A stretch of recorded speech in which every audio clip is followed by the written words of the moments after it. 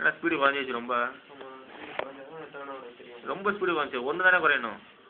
இதோட speed constant ஸ்பீடே அதுதான்.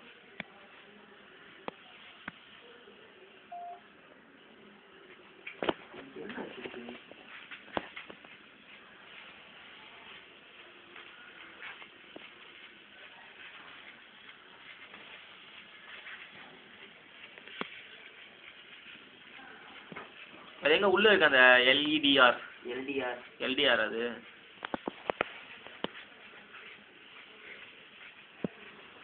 என் திருப்பி ஸ்ட்ரெயிட்டாக தானே போயிட்டு இருக்கு.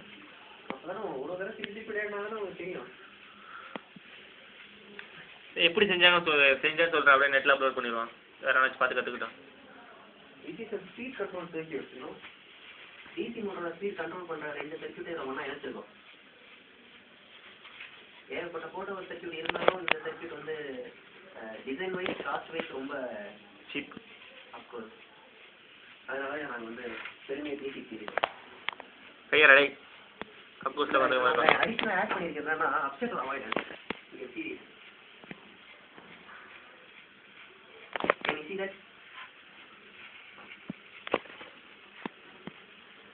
How? It's because of this light. நீங்கள் பார்த்தீங்கன்னா இதை தொடும்போது ஒரு சைடு மட்டும் லைட் கண்டினியூஸாக எரியும். ஆஸ் பை அவர் பிரின்சிபல் எந்த சைடு லைட் அதிகமாக அடிக்குதோ அந்த சைடு ஆட்டோமேட்டிக்காக டேர்ன் ஆகிடும்.